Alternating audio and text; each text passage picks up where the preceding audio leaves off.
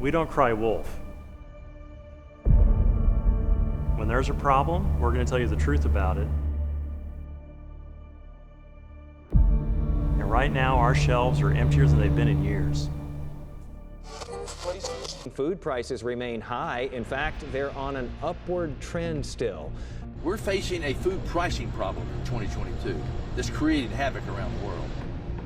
More on how inflation played into why pantries don't have as much food to donate to people in need this year. In November, the cost of food became 10.6% more expensive, according to the Bureau of Labor Statistics. Pantries across our area are in major need of donations. If we don't get on top of this thing quickly, and I don't mean next year, I mean this year, you will have a food availability problem in 2023.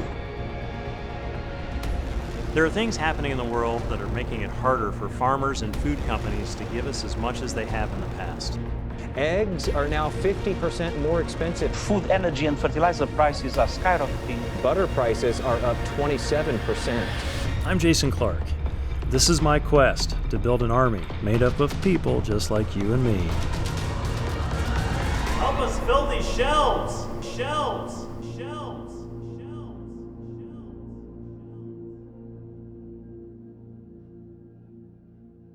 One of the real challenges, and when you look at the data, rural poverty is like a really serious challenge. And some of the poorest people in our region live in rural communities.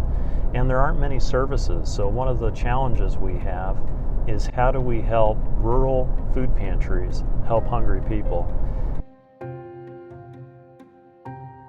The mobile market is this really versatile tool that we can use to help thousands of people a year.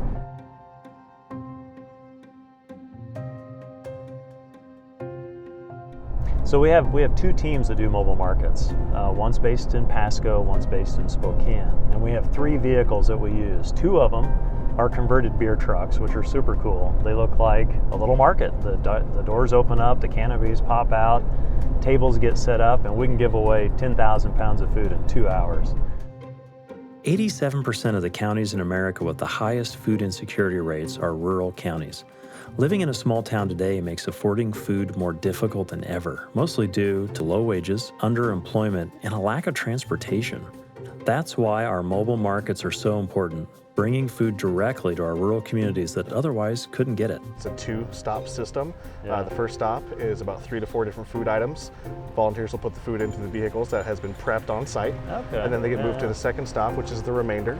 And then after that, we close the trunk for them, and then we excuse them to go home. Every Monday, I prepare the menus for the whole week. So today, the first station is rice, beans, jalapenos, and frozen peas. Okay. And then it goes to cucumbers. And then we have potatoes, apples. Then our protein, our big protein today is bags of chicken strips. Oh, awesome. And then we have bread items. So we'll have like, how many pounds of food will we have here today?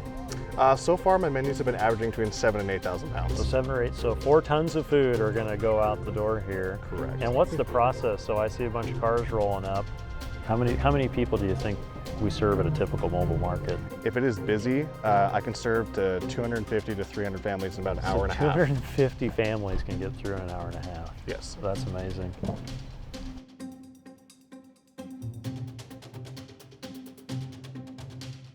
This is, I want to say, my 3rd or 4th time volunteering. Yeah. What's bringing you back?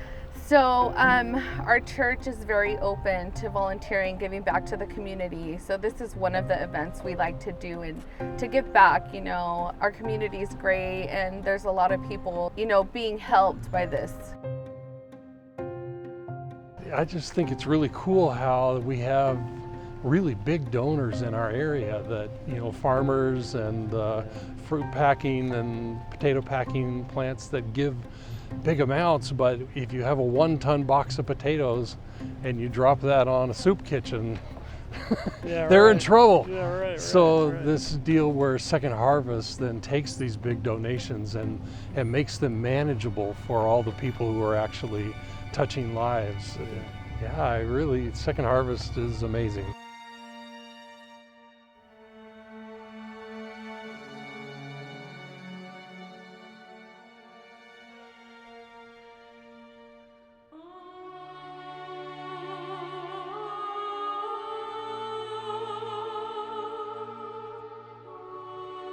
What is the big spoon?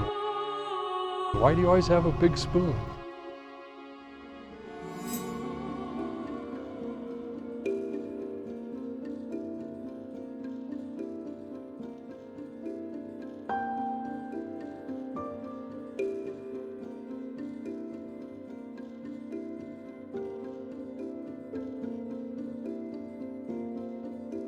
We had a huge shift during the pandemic.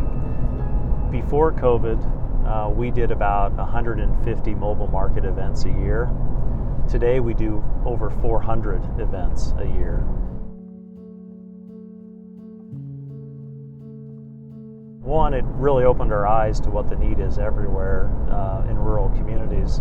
And we just made a huge commitment to increasing the number of mobile markets we do across the region.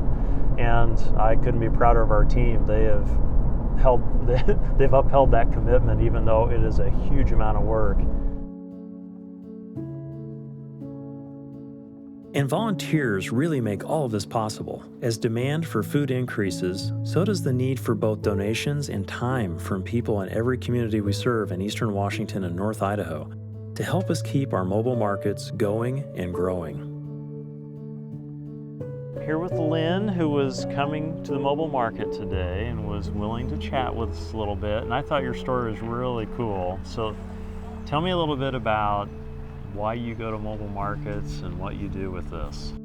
Well, I'm going to mobile markets because I have 6 at least families that are in our area that are really hit hard. And a lot of them are senior citizens that live in a senior citizen court. I don't have a lot of money, but I've got time because I'm retired, and so I go pick up food and then deal it out. Oh, wow. And I don't get enough for 6 all the time, so I have to split whatever you give me to be able to hand it out to whatever I think is going to work for the individuals. So we're here in Zilla, and this is Beth, who has volunteered a lot at these events. This is an amazing thing. Ever since the pandemic hit and the cost of everything has gone so high, people are in need and people are scared. And so for us to be able to help a little bit is amazing. Most of the food I picked up is going to people with children. Okay. Because the babies need to eat. Yeah. We can all afford to lose a few pounds, but our babies need to eat. You got to take care of the kiddos. Yeah, that's the most important thing to me. Well, I think it makes a huge difference for them because some of the ones who live in the mobile court, their lot rent is $480 a month and going up again. And so they don't have the money. They either have to pick either to eat or to get their meds or to pay the lot rent. And sometimes even what I do isn't enough, but at least it helps. It's making a difference in some people's lives. And you know, if it happens to be something that none of them want, occasionally that happens. Kale was not popular. And we find somebody who likes it, even if they aren't the ones who I would normally give to. So I never let anything go to waste. What's your sense? Are there more people who need this help today than there were a year ago? Oh, absolutely. I think the need is growing tremendously, more and more every day. Have you run out of food at this site when you've been here for distribution? Yes, we have run out of food many times, and you have to turn about 30 cars around. You know, and they've been sitting there so patiently and just praying for something. And you feel like you let them down, even though it's not you. You're the one that has to look in their eyes. Man, it's a reminder, as much as we think we're doing, there's always just a little bit more that we need to. Yeah.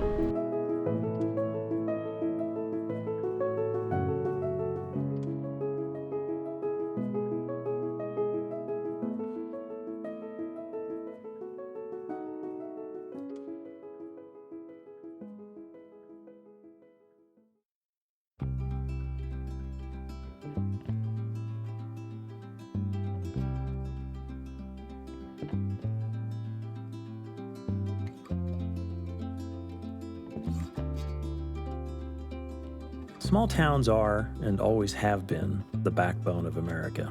But the incredible irony is that those rural and farm communities in our region that literally feed the world face an increase in hunger every day. But even as the demand grows, especially in our rural communities, All of us at Second Harvest, and those who join us on our crusade, will keep fighting to provide healthy, nutritious food to every neighbor who needs it.